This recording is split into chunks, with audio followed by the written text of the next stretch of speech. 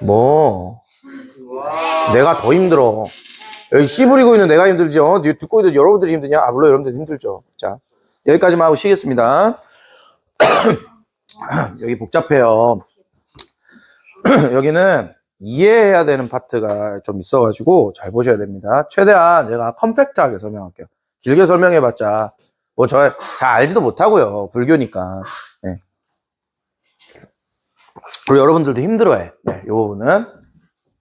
자, 여기 보시면은 고려가 이제 불교 국가이기 때문에 정말 유명한 스님들이 많아요.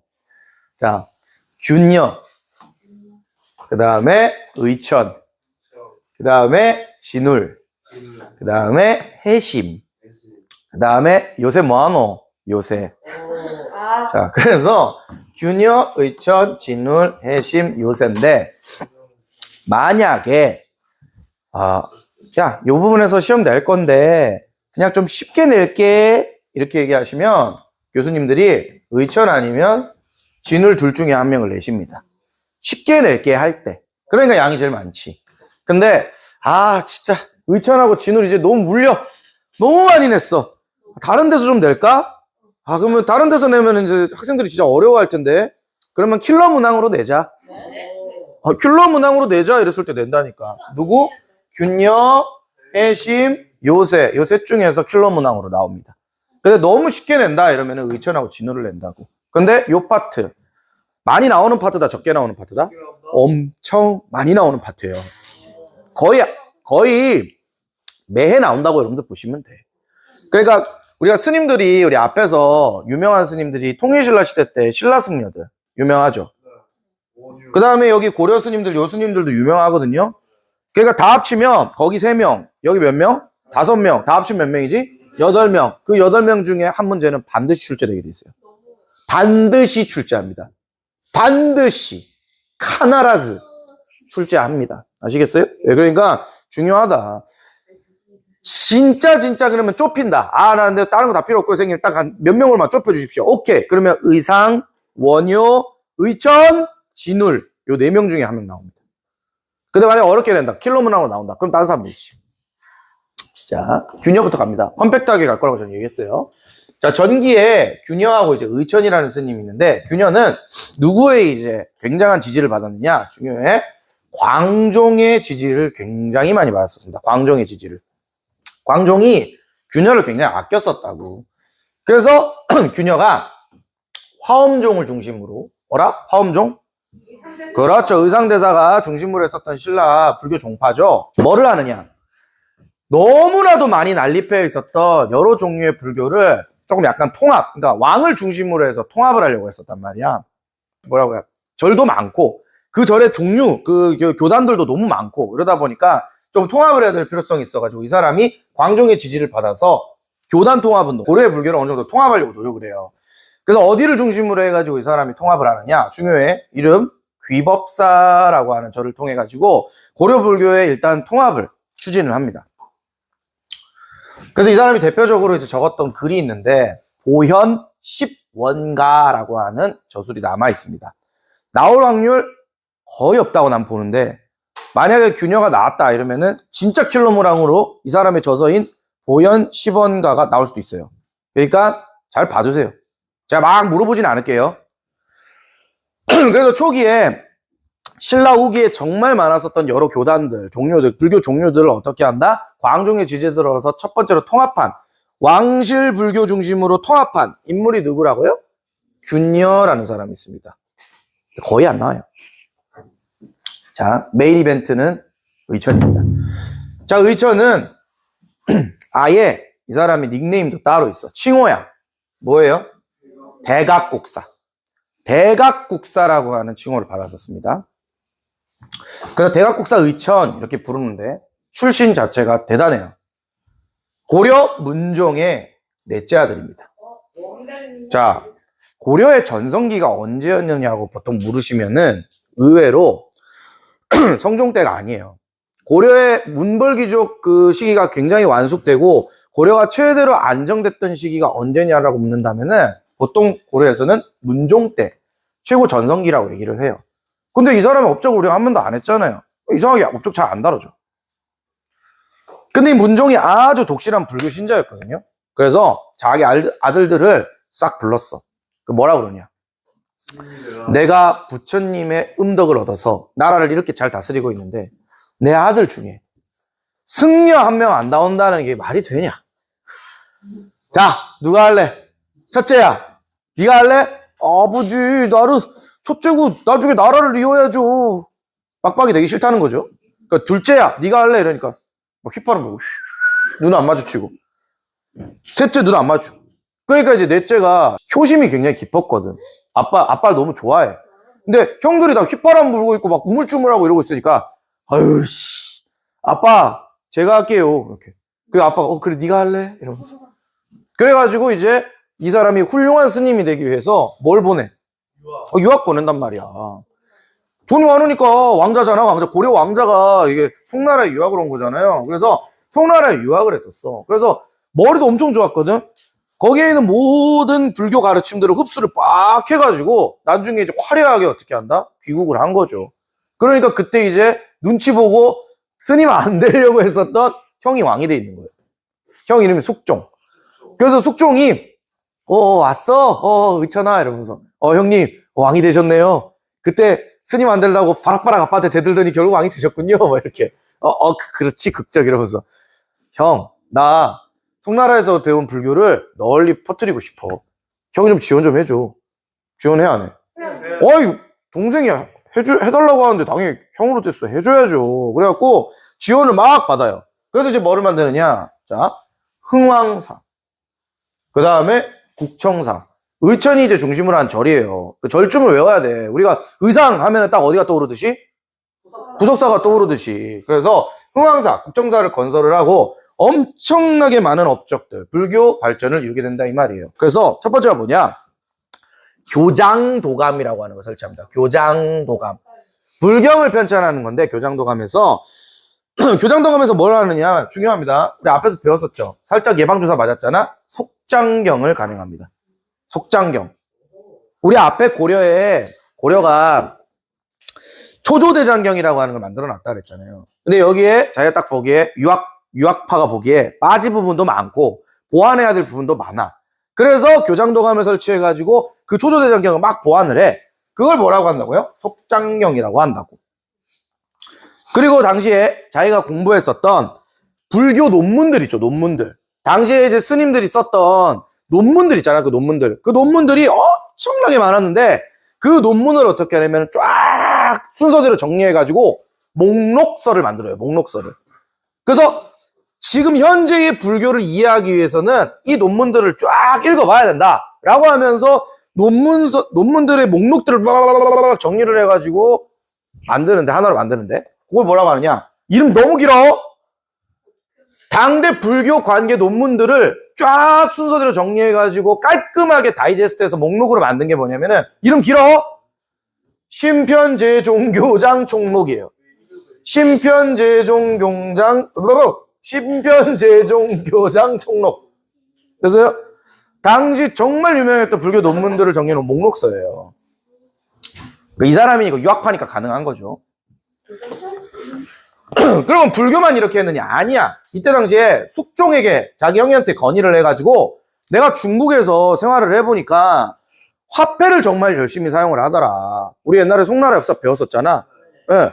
송나라 화폐 동전도 있었고 그 다음에 지폐도 있었잖아요. 교자, 회자 연결되잖아. 그래서 거기에서 여러분들 그 송나라가 굉장히 경제가 발전을 해가지고 송나라 경제 발전이 엄청 잘 돼 있는 거를 표현한 그림도 있었잖아요. 청명상화도 역시 세계사를 하니까 팍팍 튀어나오잖아. 그러니까 거기 보면은 이제 상업이 굉장히 많이 발달하는 걸 여러분들 보셨었죠. 그러니까 이제 그거를 본 의천이 야 이렇게 돈을 사용하니까 경제가 활발해지는구나. 근데 여러분들 참 이게 닭이 먼저냐 알이 먼저냐인데 돈을 사용해서 경제가 발전하는 거예요? 경제가 발전하니까 돈을 사용하는 거예요? 경제가 발전하니까 돈을 쓰는 거예요. 그런 거죠. 근데 이제 약간 의천 씨가 착각한 것 같아. 고려 경제가 그렇게까지 발전해 있지 않은데 동전을 막 쓰라는 거야. 유통을 시키자는 거야. 뭐 어쨌든 그래서 이때 이제 주전도감이라고 하는 걸 설치합니다. 주전이 뭐예요? 주전. 돈을 만들어내는 도감이라는 거예요. 그래서 화폐를 어떻게 하냐면 발행하는데 우리 앞에서 배웠던 해동통보 요때 만들어집니다. 해동통보.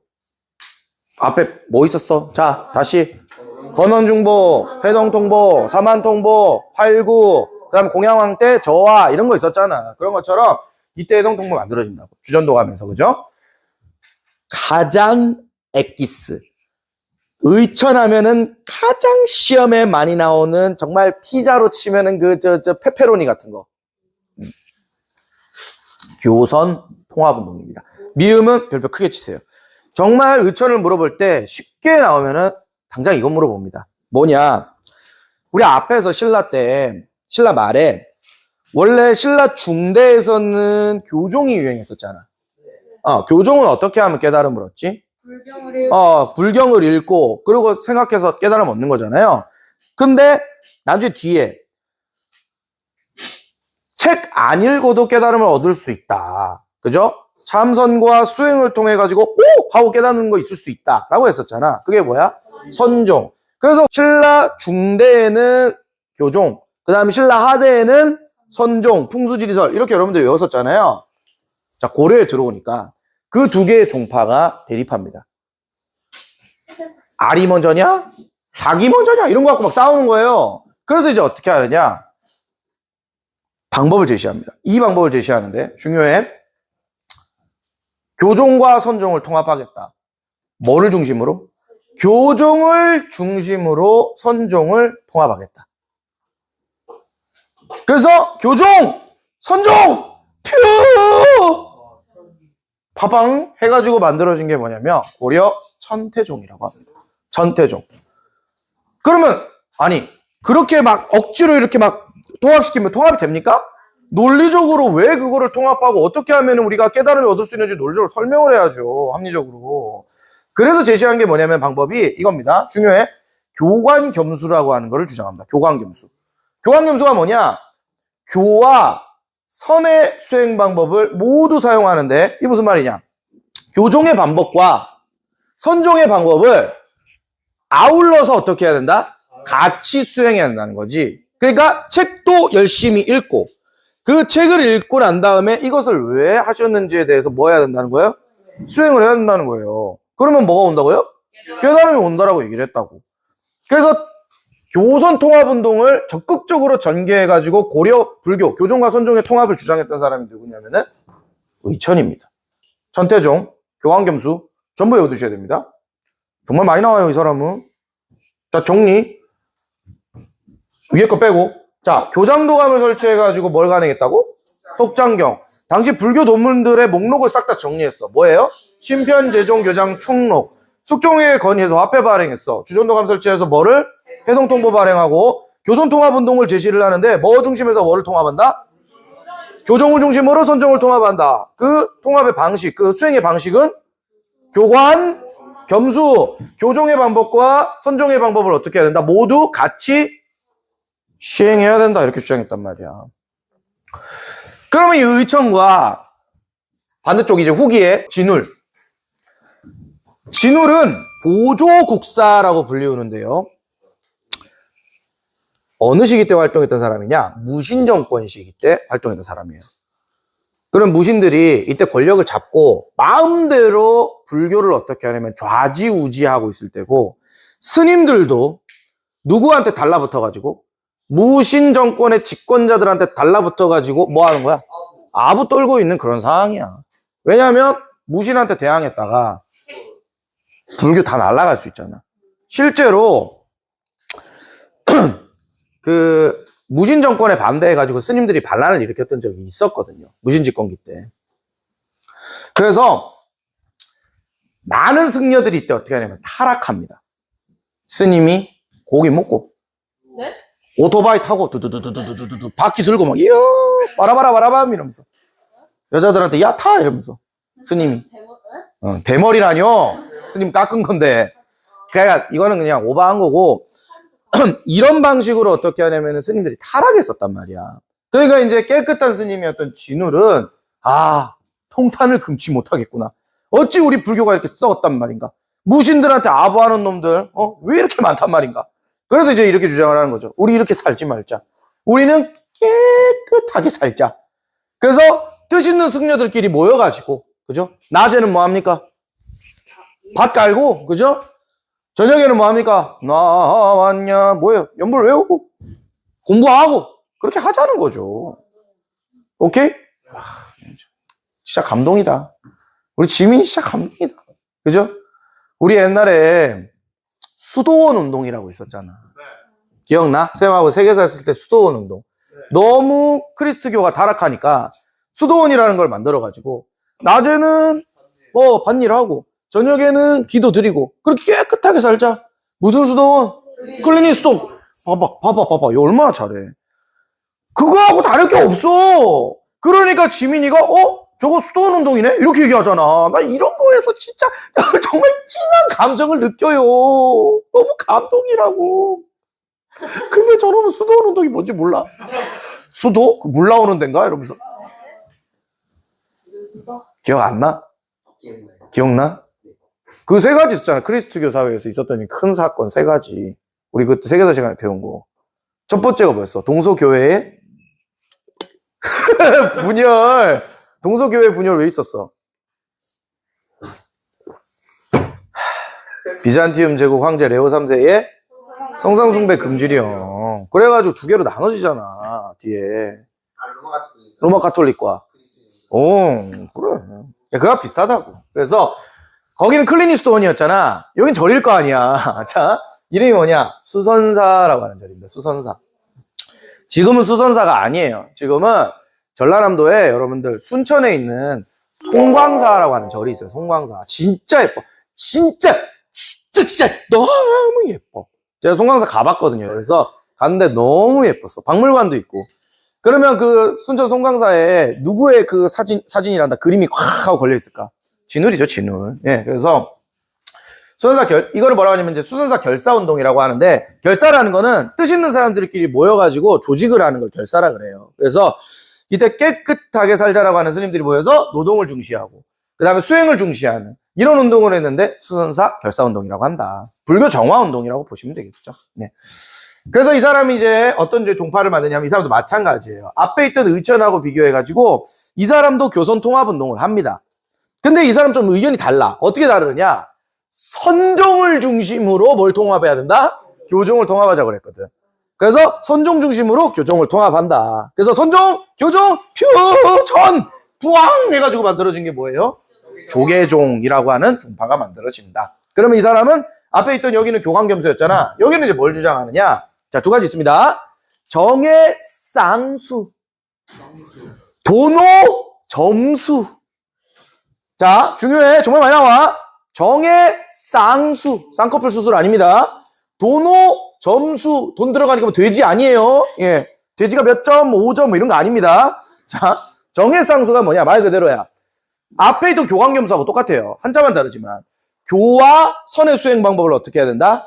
모두 사용해야 된다. 이거를 여기 있는 진울이 정의 쌍수라고 불렀어요. 쌍자가 무슨 쌍자일까요? 쌍둥이 할 때 쌍자지. 두 개 다 해야 된다. 두 개 다 수행해야 된다. 이런 뜻이에요. 그러면 이렇게 다 수행하다 보면은 깨달음은 도대체 어떻게 옵니까? 라고 얘기를 했거든요. 그런데 이때 진울이 뭐라고 그러냐면 깨달음은 느리게 오는 것이 아니다. 이렇게 정해상수하다 보면은 깨달음은 어느 순간 갑자기 빡 하고 온다 이렇게 얘기했어요. 그래서 그 빡 하고 오는 걸 뭐라고 하느냐? 돈오라고 하는 거예요. 돈자가 무슨 돈자야? 돼지 돈자가 아니고 갑자기 돈. 갑자기 서든리. 그 다음에 오자가 무슨 오? 깨달을 오. 그러니까 이렇게 정해상수하다 보면 온다는 거예요. 갑자기 불현듯. 그러면 깨달음이 왔어. 그 깨달음이 난 뭔지 몰라. 난 그냥 일반 중생이니까. 그럼 깨달음 얻고, 난 깨달음 얻었다. 그럼 착각하면서 막 오토바이 타고 막 바퀴 들고 막 고기 먹고 막 헤이 걸 여기 탈래? 이쁜이 탈래? 돼 안 돼? 안 돼. 깨달음을 얻은 뒤에도 그 깨달음을 얻는 게 끝나는 게 아니라 점수 점점점 계속해서 내 깨끗한 몸을 닦아 나가야 된다. 수행을 해야 된다. 이런 뜻이에요. 그러니까 한 번 깨달음 얻었다고 네 맘대로 행동하면 안 된다라는 거지. 그래서 선과 교회 수행 방법을 다 같이 해라. 정의 쌍수. 깨달음은 언제 온다? 갑자기 온다. 갑자기 온 뒤에도 어떻게 해야 된다? 계속해서 수행해야 된다. 라고 주장했다는 거예요. 됐죠? 자, 마지막입니다. 두 사람 3분 만에 끝내드릴게요. 해심은 진각국사라고 불리는데 진울의 제자입니다. 근데 이 사람의 업적이 가장 큰 업적이 뭐냐면은 기읍, 유불일치설이에요. 해심이 활동했던 시기가 드디어 이제 뭐가 들어오고 있던 시기였냐면 성리학이 들어오고 있던 시기였거든. 성리학. 성리학은 여러분들 무슨 학문이에요? 유교잖아요. 그죠? 이 새롭게 들어온 성리학이 당시에 굉장히 센세이션해가지고 스님들도 이거 뭐야? 이러면서 봤었거든. 근데 이 성리학이 나중에 여러분들 알고 계시겠지만 신진 4대부들에 의해 가지고 어느 나라의 학문이 돼요? 조선의 학문이 되잖아. 그러니까 이 성리학이 진짜 당시에 많은 파문을 던져줬던 학문이거든요. 근데 여러분들은 왜 파문을 일으켰는지 모르죠. 성리학에 대해서 전혀 모르니까. 성리학에 대해서 모르지? 내가 나중에 알게 만들어줄게. 나중에 할 거야. 뭐 주기론, 주리론 뭐 이런 거 할 거예요. 사단칠정 논쟁 뭐 이런 거 할 겁니다. 그래 나중에 제가 설명해 드릴게요. 네. 괜찮아요. 네. 자, 그래서 괜찮다니까! 진압을 해야 됩니다. 저런 것들은. 그래서 반란 일으키려면 무조건 진압해야 돼요. 네. 그래서 이때 들어왔었을 때 이제 해심이 읽어본 거지. 그래서 성리학을 딱 읽어본 결과 결론을 냈어. 무슨 결론을 냈느냐? 유불일치설, 유교와 불교의 가르침이 크게 뭐하지 않다? 성리학의 가르침이 다르지 않다. 뭐가 다르지 않은데요? 설명해 드릴까요? 넘어가. 지금 여러분들 힘들어 죽을라 그래. 그래서 당시 성리학과 불교의 가르침이 그렇게 다르지 않다. 그러니까 이것은 이제 이런 의도인 거지. 성리학이 들어와서 불교하고 뭐를 하지 않는다? 싸우거나 다툼을 하지 않을 거다. 왜? 가르침이 똑같은데 뭘 다퉈? 뭐 이런 거죠. 근데 실제로 나중에 다툰다, 안 다툰다? 다툰다. 해심의 의견과는 전혀 상관이 없습니다. 그래서 당시에 성리학이 우리나라에 들어오게 되는데 나름의 그 영향을 끼친 게 뭐냐면은 해심의 유불일치설이라는 관계 있으니까 기억을 좀 해둬라라는 겁니다. 그리고 이제 요새 요새까지는 하지 말까? 요새는 만약에 제가 시험에 나오면은 그때 제가 조금 강조해가지고 가르쳐 드릴게요. 지금 여기에서 멈추도록 하겠습니다. 여기까지만 해도 여러분들 토할 거야, 아마. 자, 그래서, 균여, 의천, 진울, 해심, 이렇게 4명을 여러분들이 잘 정리해 주시기 바랍니다. 자, 이렇게까지 하고 좀 쉬도록 하겠습니다. 자, 이제 어려운 거 다 끝났어요. 네. 여기까지만 딱 어려워요.